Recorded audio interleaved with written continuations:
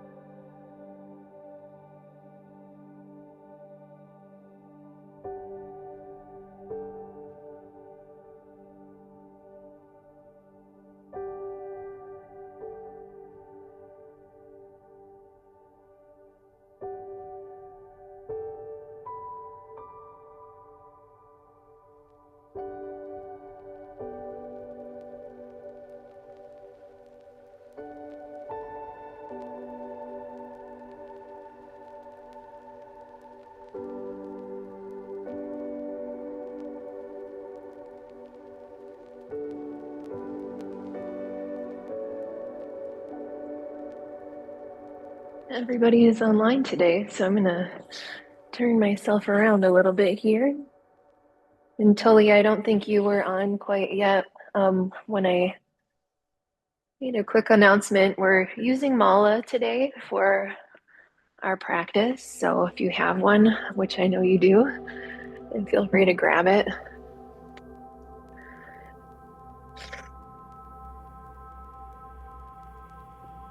And we'll get started in just a second here.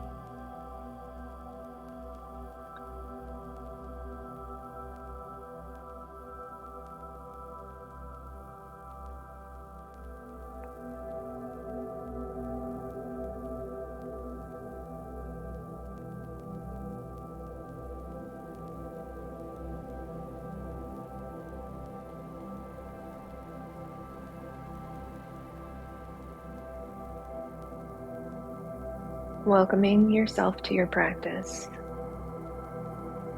What does that even mean? I think I say that quite often and then just jump right into the list of ways we can be mindful, but welcoming yourself to your practice, maybe a little moment here to think about what that means.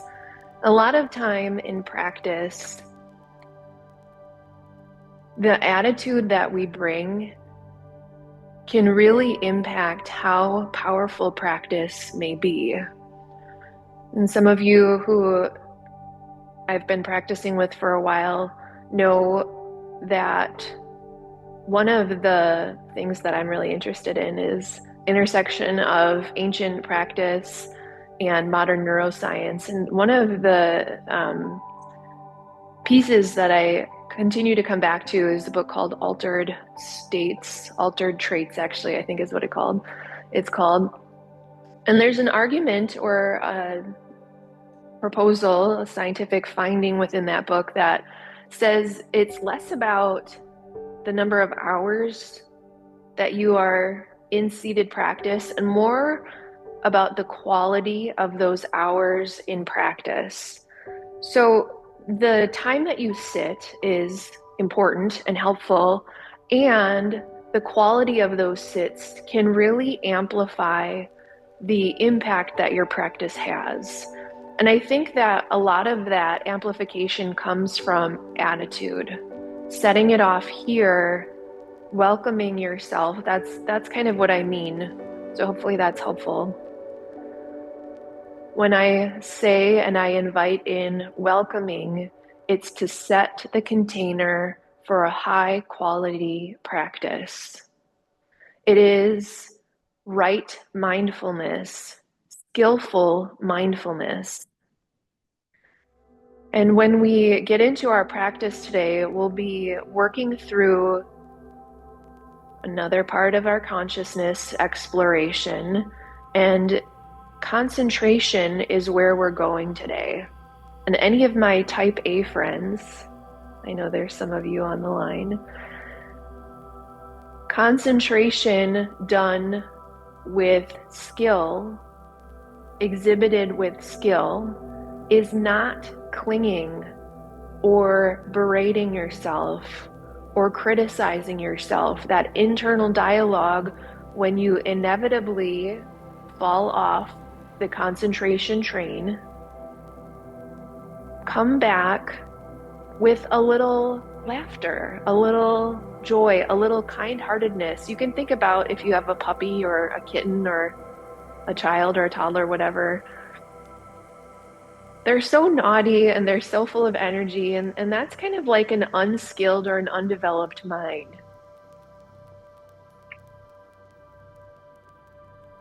Okay, enough of that. Mindful of our breath.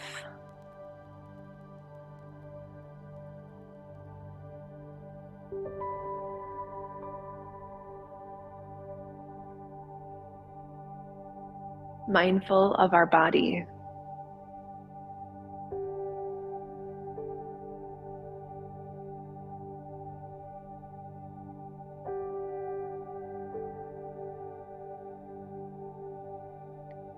Mindful of all the ways our body is showing up for us this morning, or whenever you might be listening to this.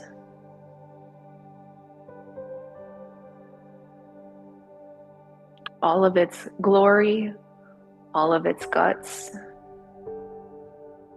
all of the arising, sustaining, and falling away.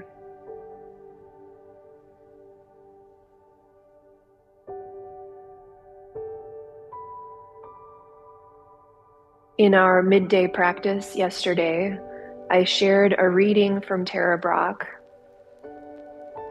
about being with and saying yes to difficult, in her case, physical experiences, and in my case, difficult emotions and mind states. And we explored the question, why be open to, why say yes to those times of difficulty? And in my last few days, I've been practicing staying open and receptive to everything that's here. Why? Because it's real. Because it's real. Because it's real.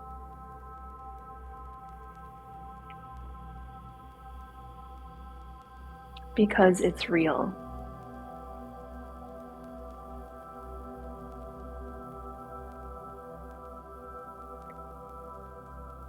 A quick recap of where we've been so far with consciousness. Getting back into our suttas here. Mind with and without lust. Mind with and without aversion. Mind with and without delusion. The cramped mind and the scattered mind. The developed mind and the undeveloped mind. Surpassable and unsurpassable mind. Today, concentrated and unconcentrated mind. And my fellow yogis may be familiar with the word samadhi. This is often translated to concentration, and it's not whether you have it or you don't. Like all of these skillful mindsets, we can develop and cultivate concentration within the mind. This is the mind's ability to remain calm and settled without distraction. It is the power of sustained attention that the fruits of meditation practice are realized. So samadhi, concentration, is crucial on our path to developing skillful means of navigation in our practice. But remember, skillful concentration is not over rotation into that mind that is clinging, the mind that goes into negative self-talk. So for a little bit of time and space in our practice, cultivate some concentration. We oftentimes find an object of focus, or as I like to call it, home base, the place that we continue to come back to. Breath is a really good option because it's portable. It is always with us. It works without having to exert yourself, hopefully. But breath can also be a really, really close experience. It's literally inside of you. So mala, or even if you've practiced trataka before, candle gazing, bringing your object or your home base outside can be an interesting way to cultivate some of this concentration. So if you still need a second to grab your object, feel free. Otherwise, if you're working with the breath today or any other kind of sensation, quick note on sensation, it comes and goes. So permanent objects like malas or semi-permanent objects like candle flame, it can be a little bit easier to work with as we cultivate concentration. If you're using mala, pointer finger and thumb on the first bead, and simply with each inhale and exhale, you advance your finger on a bead. You can roll it around in your fingers. You can check out its density, its hardness, its texture, its weight. All details to help us with our concentration practice. I'll kind of guide you through the first couple of breaths, and then we'll have ample time and space for concentration. With your object, pointer finger and thumb on your first bead, or if you're using candle or whatever. I was about to say lock in, but that's a little bit too firm for what we're doing here. Middle path. Concentrate. Full inhale. Full exhale. If you're using mala, at the bottom of the exhale, advance to the next bead, pointer finger and thumb. Stay here.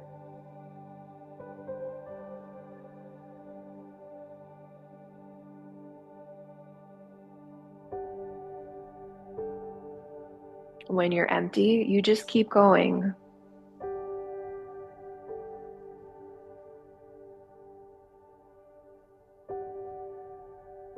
First few rounds may cue you into any excess gripping that might be in the physical body, like toes, fingers, jaw, third eye.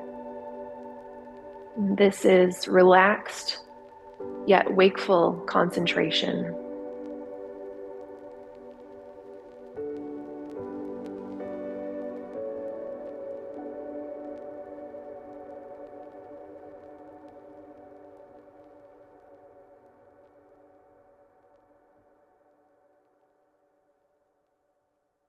Keep going.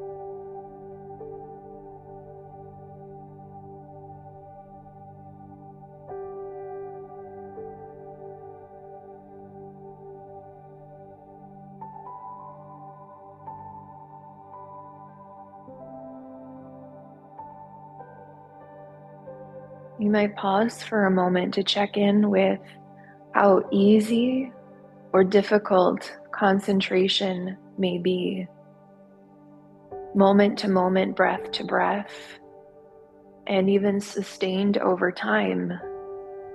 You can try counting how many breaths you're able to stay connected, to stay present. Again, not as any form of judgment, but rather to see how concentration changes over time. A meditation teacher of mine was talking about going on a silent meditation retreat, her first one. And for the entire week, she felt like she only had 5 breaths of sustained concentration.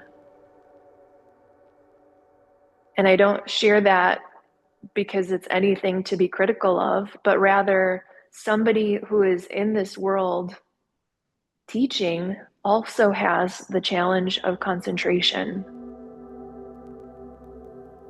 Maybe your number is 10. Maybe you can say, stay focused and concentrated the entire time. Maybe it's a continuous breath to breath, refocusing, reconcentrating. This is a path. This is a spectrum. How we walk the path, way more important than where we currently are.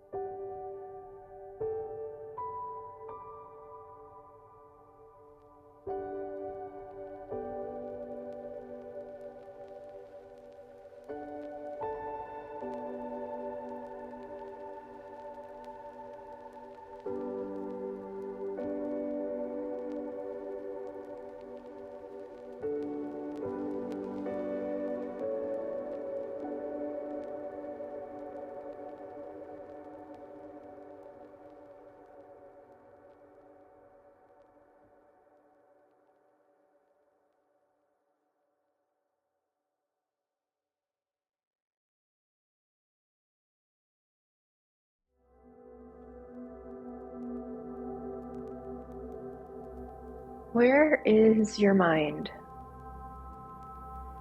How far away is it from your object? Is it in space? Is it in the future? Is it in the past? Is it 100 feet away from your object? Is it a centimeter away from your object? If it's difficult to stay concentrated on bead to bead, you can even think about an orb of energy that surrounds your object. See how close you can get concentration to that object in its totality. If single bead is too much, move your attention from the ethers, from the stratosphere, from the clouds, from the wind, from the building, from the outer space of the room, closer and closer to your object. And remember, keep with it. Concentration or unconcentrated mind, like that naughty little puppy, naughty little kitten, naughty little toddler. Concentration span may be wide, and every moment we get to bring it back a little closer. We're almost there.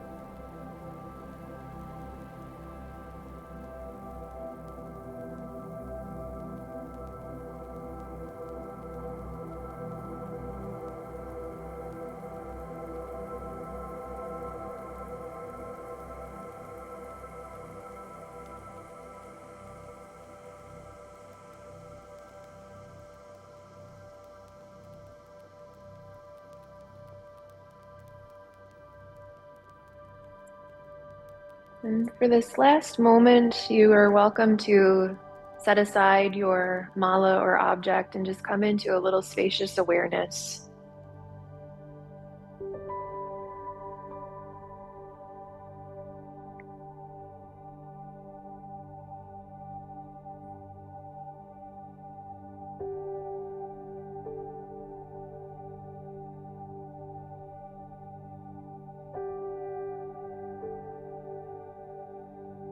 Where your attention goes, your life grows. A silly quip, but it's true. It's true from our ancient contemplative practice and teachers. It's true from modern science. Where your attention goes, your life grows. Practice attention itself.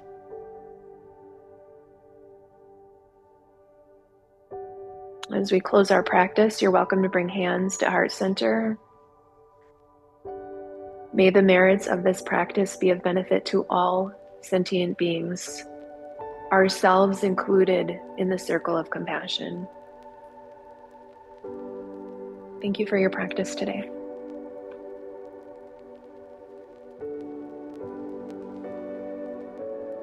Have a really good day, everyone.